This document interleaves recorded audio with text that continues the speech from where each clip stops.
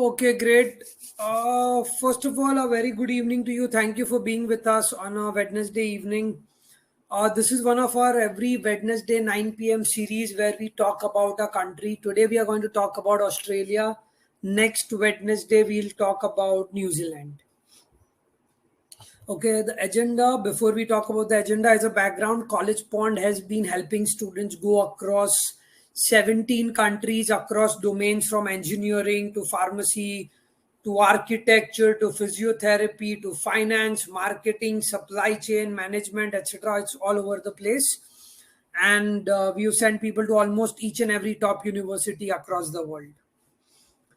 Having said that, this is the key takeaways from today's webinar. This is the agenda: why Australia, the top universities, understanding the process, jobs, salaries, visa, immigration, PR.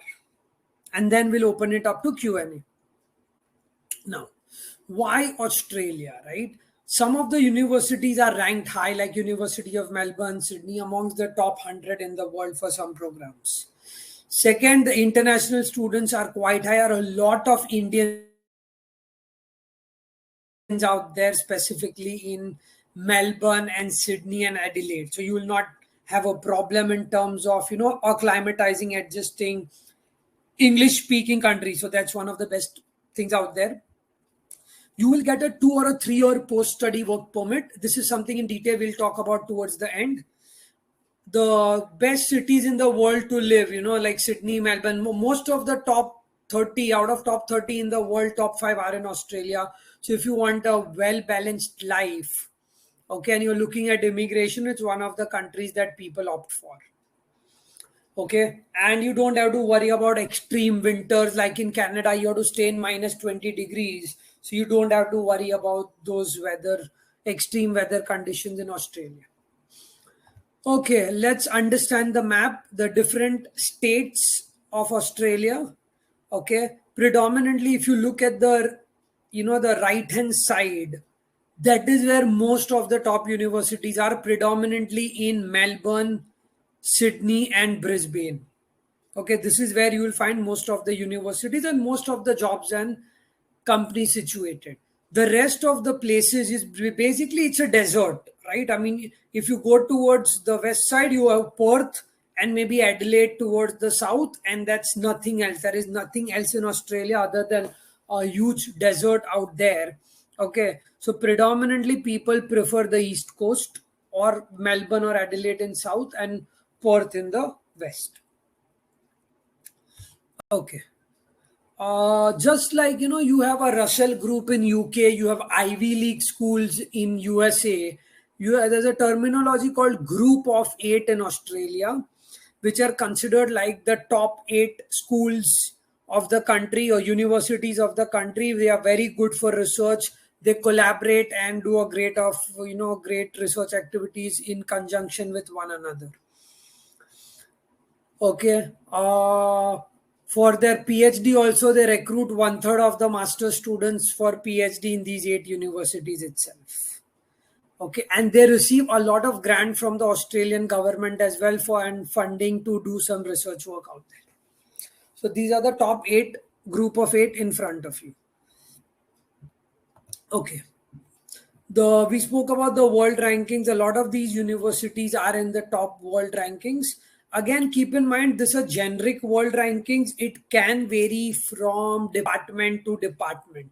So for example, a college which is ranked 50 overall could be ranked 200 for maybe architecture, could be ranked 10 for finance, right? This is an overall ranking.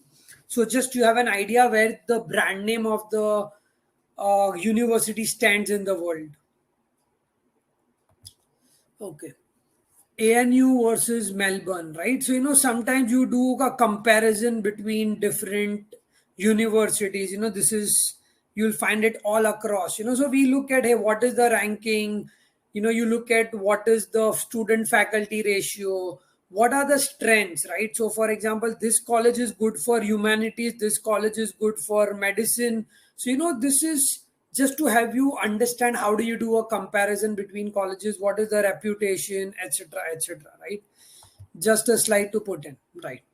So coming on, The academic year in Australia usually begins in February. Understand, when you are going the southern hemisphere, the summer is in February, the winter is in July, August, right? So again, it's still called the fall and the spring. So spring is your basically the February semester. A lot of programs are there in the August intake also. However, in the September in the February intake, you will find each and every program. For example, if you want to do clinical psychology, the programs are only starting in February. You will not find a September start program. Okay, so it's usually February or July predominantly, and most of them will have a February start. Most degrees are of 1 year duration or 2 years duration. Okay, we'll talk about the duration and the limitation and the work permit based on the duration in the next few slides. Okay, a bachelor's degree can be done in 3 years, master's in 1 or 2 years. Okay, let's talk of the expenses. Now, if you see, this slide was made when $1 Australian was 50. In the last 1 year, if you Google the Australian dollar versus the Indian currency fluctuation, it's gone from 46 to 56 to 48 to 54 to 50. It's just varying between 46 to 54, 56. Huge ups and downs, right? So a lot of swings out there. So we have assumed 50, okay, which is again, it was in 2019, and it's going up and down. Right now, I think it's 54 if I'm not mistaken, right? So the tuition fees per year is spending between 12 to 20 lakhs. You go for a 2 year program, you multiply it by 2. Okay, then you'll have your student fees, your health insurance, your living expense, etc. Right? So we are looking at about 25 to 30 lakh rupees a year, approximately all inclusive cost. For a 2 year program, you multiply it by 2. Having said that, this is the upper limit. Obviously, if you do on campus jobs, internships, RATA, GA scholarships, the cost will come down. Okay. So this website gives you a lot of scholarship related information. There are usually 200 million Australian dollars worth of scholarships given out every year. Right? Study in australia.gov.au and you will find all the scholarships out there. Now, from an application point of view, what all documents are required? Right? So your bachelor's degree marks, mark sheets. If you had KTs, ATKTs, or re-exams or backlogs, many of these universities do ask for it. English proficiency exam, TOEFL or IELTS or PTE. The GMAT or the GRE is usually optional, required for MBA programs. For engineering, psychology, pharmacy, architecture, it is not required. For finance and marketing, some programs need it, only very few of them, maybe 10 to 15%. You need letters of recommendation, a statement of purpose, resume, and application fees. Portfolio if you are going for a design related program. Your application fees are usually about $50. Having said that, we are tied up with each and every university of Australia. So we can even do a pre-application check for you, or we can try to see if we can get any fee waivers for you as well. Okay. So just keep in mind that because of our tie-up with every university of the country, we'll try our best to help you and see if we can do a pre-application check as well, so you don't end up wasting money before you apply. Okay. After your application is done, right, once you have the documents and you submit, you will get an offer letter. Keep in mind, you before you apply for the visa, you will have to pay the first semester fees and health insurance, and only then can you apply for the visa. Right? Once you make that payment, you will get a confirmation of enrollment from the university. Using that, you apply for the student visa. How does the visa process work? We'll give you an overview, the details and nitty-gritties. We can go on later on into this once you have the admit in your hand, right? You need a health insurance cover. You get your health insurance, you need to purchase your policy cover for 2 years. You should not have an outstanding loan in Australia. Okay. If you are under 18 years of age, then a custody is required. Custody agreement paperwork is required. You will have to show your cost, tuition fees, living cost, etc. up to minimum 20,000 Australian dollars a year is what you will need to show. And your mark sheets, transcripts, your English proficiency exams, etc. Right? You will need, everything is online. One beautiful thing with Australia, you don't even need to submit your passport. You go online, create an IME account, and you submit your paperwork and you should be done. The link to the IME account is given in point number 3. And you need to pay 560 Australian dollars for your student visa. The category is 500. Okay. And you will need to show about 20,000 Australian dollars as living expenses. This is what the Australian government is estimating. So you will need to show that. Okay, let's talk about working in Australia.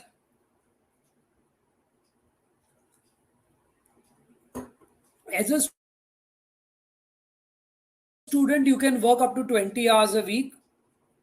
And in your, let's say, Christmas holidays, summer holidays, winter breaks, you can work 40 hours a week. The minimum wage is 18.9 Australian dollars an hour. So it is not uncommon. Hey, you work on a Sunday for 8 hours. You're making 20 hours, $20 an hour. You made $160 for the entire week just working on a Sunday for 8 hours, right? And that takes care of your weekly expenses. So while what I was saying is, the actual cost we were talking about on paper was 50-60 lakhs. The practical cost comes down drastically because, you can earn about $20 an hour when, you work for 20 hours a week or 180 to 100 hours a month. You practically made a lot of money to take care of your living expenses. Now, after you graduate, then you need to apply for an Australia post-study work permit, which is basically subclass 485. I'll not go into the nitty-gritties of this, where you get a post-study work permit stream for masters and diploma holders, which is for 2 years. Okay. The catch over here is your master's degree should be of minimum 2 years duration, at least 92 weeks. If your education was, let's say, a 1-year program, that is 52 weeks, you are not eligible for a stay back option. You complete your program and leave the country. Okay, so keep in mind, only if your program is more than 92 weeks, right? That's basically about 20 through 22 months actually. So basically a 2-year program, only then you are eligible for a work permit. Okay, it is irrespective of bachelor's degree, master's degree, or a PhD degree. For PhD, I think, you get a 3-year stay back option. Let's talk about the salaries, right? This number was taken in 2018. Okay, so we'll just maybe, assume with an inflation, maybe the number has gone up, but you can assume this to be an approximate starting salary. So you have an idea what the roles are there and what kind of salaries you make, right? So architects, engineering managers, right? Accounting planners, construction managers, right? So this is more from a management point of view. So this is people who are working as a manager in different industries, be it an engineering industry, construction industry, consulting industry, etc. So on an average, a manager makes about $120,000 to $130,000 a year, right? 70 to 80 lakh rupees a year. This is obviously it's as a managerial role. So we are assuming you have 3 years of experience. For a fresher, it would be a little bit on the lower side, right? The best cities to work in Australia, Sydney and Melbourne, most of them have IT jobs and finance jobs. Also, a lot of consulting companies are out there. It could be PwC, Ernst & Young, Deloitte. A lot of banks are recruiting, especially Commonwealth Bank and Westpac are recruiting a lot. Even DBS is recruiting in bulk. You also have Woolsworth, which is again a supply chain management kind of for roles. Again, New South Wales, basically the state of New South Wales is good for software and IoT. Most of the IT jobs are in software development, business analytics, and project managers. So eventually, you could start off as a programmer and in 3 years become a project manager if you want to. What about PR and citizenship? Okay. Now, how does the PR process work? It's basically a skilled visa. Okay. You need to express interest through the Department of Immigration. They have a website. So, what happens is you need to meet points. The applicant should have 60 points to be eligible to apply for PR. Okay. Now, how does this points system work? Okay. You should have clear your medical. You have to give a medical exam. You should have a minimum score in IELTS, TOEFL or PTE. You clear those requirements. You have 60 points. Clear the English proficiency requirements. Clear your medical exam, and you pay 3,600 Australian dollars, and you can apply for PR. But the first step is meeting those 60 points. Right now, how do you meet those 60 points? So keep in mind, the way the point system works is, hey, you have a bachelor's degree, 10 points. You have a master's degree, maybe another, say, 14 points. Have you stayed in Australia for 2 years? Another 10 points. Do you have relatives in Australia, first blood? Maybe you'll get 5 points. Your IELTS score is above this range, or your TOEFL is above this, or your PT is above it, you get another 5 points. Are you married to an Australian? Another 10 points. Right? You have work experience of 2 years plus, another 10 points. Is your work experience in a skilled category? So, for example, you are a heart surgeon, which is too much in demand, you get another additional points. So, if you add up and all these points cross 60, you can apply for PR. So, what we have seen is you work for 2 years, okay? You will have gathered enough points to apply for a PR. So what we have seen, the trend is people go for a 2-year program, get a 2-year work permit. And by the time they complete that 2 year of work permit, they have enough points to apply for the PR. You apply for the PR, usually you get it in 6 months. In the pandemic, yes, it got delayed, but assuming that things are becoming normal now, okay, maybe by the time you go and you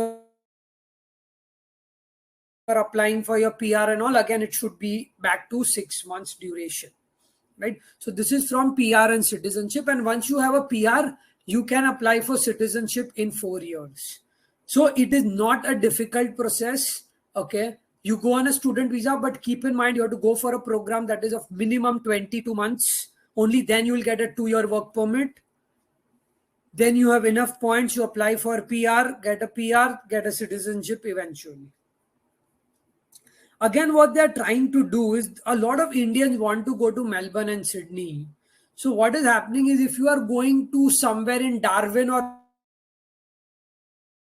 middle of Australia or Canberra or some other place, you might get a PR easily. So then you get more points if you are in some interior, or they call it an express entry kind of a visa service, express entry PR service, that, hey, you are ready to stay in, say, Adelaide or you're ready to stay in Perth for 3 years. We'll give you the PR much faster. Okay, you get the PR and then you stay in Perth only for 3 years. And then if you want, you can go to any other place. Basically, they don't want everyone to go to Melbourne and Sydney only. That's why one of these ways of enticing you to apply for other places to and stay there to get the PR much faster than it would take if you were gone to a crowded place. Right. So, quick recap. Let's understand the application process first. Finalize your course, finalize your colleges. Because we have a tie-up with almost all these colleges of the country, we can do a pre-application check for you as well. Work on your SOPs, LORs, resumes. Fill out your forms, get your mark sheets, transcripts. Many of these universities are strict with respect to backlogs and KTs. If you have failed, they'll ask for failed mark sheets. Fill out your forms. There will be a lot of scholarships how you can apply for. Most of the universities do not have an interview unless you're applying for management MBA related programs. Once you are admitted, then you start working on your financial planning. You can ignore the I-20 word, that's more from a USA point of view. You'll need to pay your first semester fees. You will need to pay the insurance, and then you apply for the visa. Again, in the visa process, documentation, you will have to write an essay to the Australian consulate explaining to them why you want to come to Australia and what is your goal, etc. You want to convince them you are not an immigrant, basically, even though that could be your end goal, but you need to convince them, hey, I'm not an immigrant. Okay, I'm just coming from a student point of view, right? And the last part is, before you go, you figure out your roommate, apartment, and all other nitty gritties, vaccination, etc. Australia is strict with respect to vaccines. Covaxin and Covishield are accepted. Sputnik is not accepted. So if you had taken Sputnik, because of the Russian war, a lot of countries here are disallowing the Russian vaccines. Unfortunately, if you ended up taking those, you might have to take some other vaccines as well. Okay. How does Collegepond fit into the picture? Just a 2-minute slide on Collegepond, and then I will move on to Q&A. 360-degree career planning, working with you on your profile building, your university selection, your applications, your SOPs, LORs, everything that we spoke about. We will work with you end to end, even if you need coaching, be it TOEFL, IELTS, Duolingo, GRE, GMAT, to all the way to our post-landing services. Even after you are abroad, you want to network with our students in Australia, people who are working in Australia, we will help you connect with them. Okay. Some of the upcoming events we are coming up, guys, keep in mind, like I said, majority of the Australian universities have a spring intake. So we have a spring event coming up, I think day after tomorrow. That's your virtual education fair for spring 23. It's day after tomorrow at 6 o'clock, where you can talk to the universities in case you are interested in going for the spring intake. Okay. Then we have some GRE classes, IELTS classes, a lot of next Wednesday is Why Study in Europe. And I think then it's New Zealand. So a lot of events on the app. You can download the Converge app and feel free to, attend all these events after RSVPing for them. Okay, so this is the education fair I was talking about. We have universities from various places coming in, different countries coming in as well. Okay, these are our contact details in case you need to get in touch with us. You can do it through the Converge app or email info@collegepond.com or walk into the Collegepond offices in Bombay. Or if you're not from Bombay, you can set up an online session with our counselors to get your doubts or your parents' doubts addressed. I once again thank you for your time on a late Wednesday evening. I hope I've been able to answer most of your questions related to Australia. I will be open to Q&A now. In case you don't want to stay back, feel free to have a wonderful evening. Thank you again for your time. And like I said, we have thousands of students go abroad every year, and we would love to be a part of your success journey as well. Having said that, let's open it up to Q&A. Mansi has a question. After completing masters, can we apply for double masters? Yes, Mansi, you can do that. No problem at all. Are there any diploma courses for 2 years or only masters? For Australia, you're looking at predominantly only masters programs if you want the work permit. MBA or MS in marketing in Australia versus USA, career prospects and future scope. Okay. So Rahul, that's a great question. Should you do marketing in Australia or USA? Let me rephrase the question. Should I do engineering in Australia or USA? Should I do marketing in country A or country B? Or what is the scope of bioinformatics in country X? Right? The way I would approach it is simple. If you are going to the top university of any country, there will be tremendous opportunities. If you take India, for example, you go to an IIT, IIM, you will get enough opportunities out there. So be it Australia or USA or UK, always target the top universities of the country that will open up opportunities for you in that country, right? If I'm a recruiter in Australia, I would want to go to the rank 1 college of Australia to recruit, right? So that's my take on it. So there will be career opportunities and scope depends on the college you go to. Can we go for a stream change and for MBA we require work experience? Mansi, yes, you can go for a stream change. Again, it depends on what. Like I said, we can do a pre-application check for you. And for MBA, do we require work experience? Yes, for the top universities, you do need work experience. When will a session happen for UK? I think we just did the UK session 2 weeks ago. You can actually go on the Collegepond YouTube channel and see the UK video as well. Is HR in demand in Australia after a master's and same from Melbourne University? Nandini, that is correct. Yes, we have sent people to University of Melbourne for HR and they have been placed. It's one of the top universities in the country, so there will definitely be opportunities. Okay. What is the job scenario in Australia for energy system masters? Great question, Nakul. So understand in Australia, like I said, a lot of area is a deserted area, right? There's a lot of commodities and a solar work and a lot of things happening out there. If you even read the newspaper, right?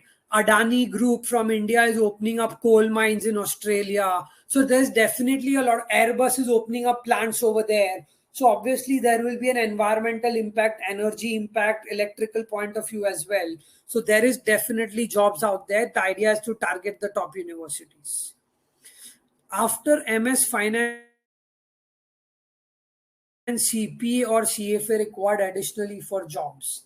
Not necessarily. Again, if you have a CPA, this is more from a taxation and accounting point of view. CFA more from maybe corporate finance, investment banking, etc. So it depends on what you want to do. So Pratik, if you have those degrees, yes, it adds to your resume. Maybe that can get you brownie points in your interview, but it's not a compulsion. I know people who done MS in finance and are doing quite well. Approximate starting salary for masters in finance marketing MSB in city area. So Jatin, for a fresher, we are looking somewhere between 60 to 80,000 Australian dollars annually.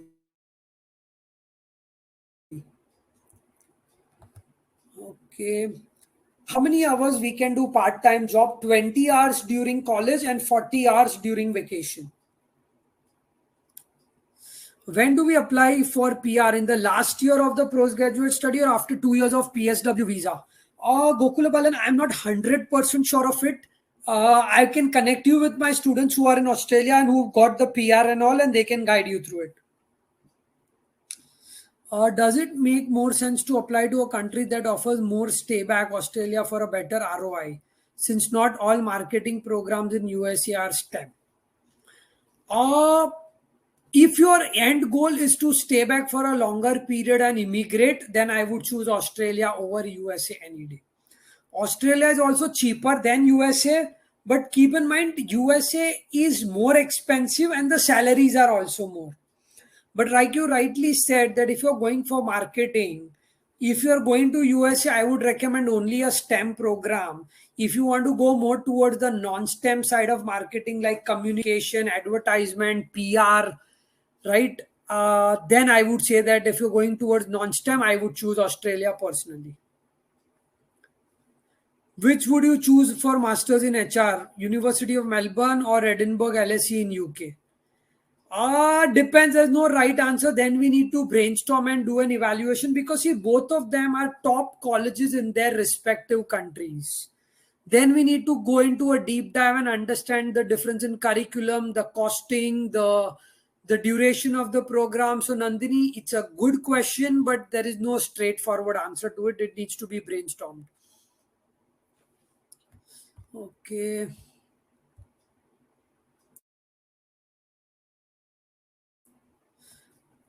Energy system in Australia better than USA? Nakul, I would say depends on the college you get into. You get the top school of Australia, okay, no USA, I would say go to Australia, and similarly vice versa.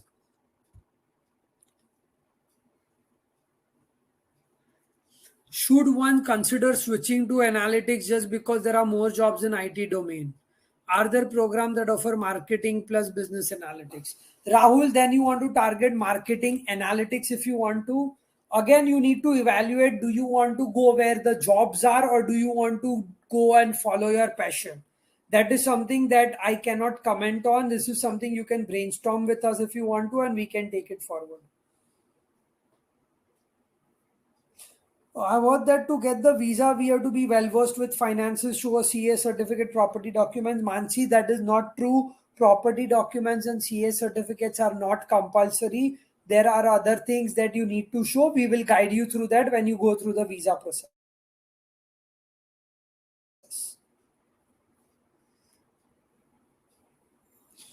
You are Nandini says, I'm asking from stay back and job point of view. So UK and Australia both will give you a 2-year work permit. Okay, so both of them will give you a work permit which can be extended and all. So I think both of them have enough stay back options and jobs.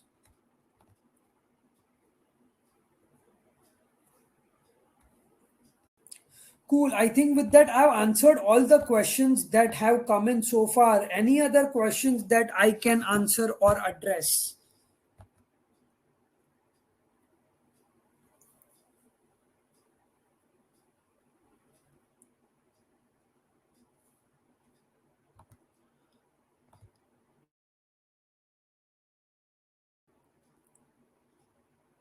Post-study work permit changes according to our region we select. That's right, Mansi. So there are talks that Australia might make it 3 years uniform for everyone. You might end up getting a 3-year work permit, even though you might have a 2-year course. So there are changes that might happen. So right now it could be 2 years or 3 years depending on the location, but there is a high chance that they might make it 3 years for all.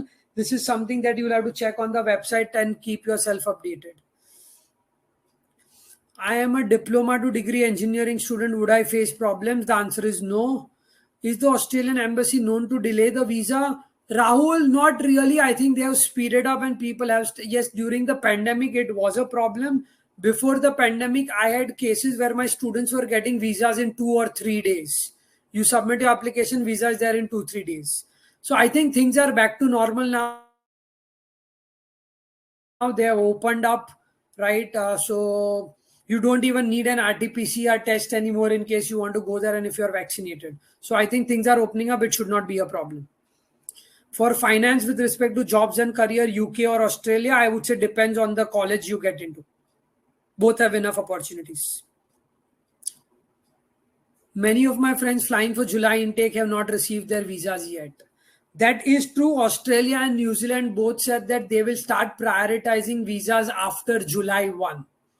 Okay. So, yes, people going in July have faced issues because the consulate was a little bit late in waking up for the July season. But all those people going in the February intake, I do not see any problem at all.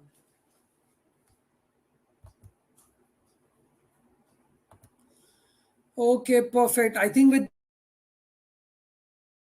that, we have covered all the questions. I once again thank you guys for your time.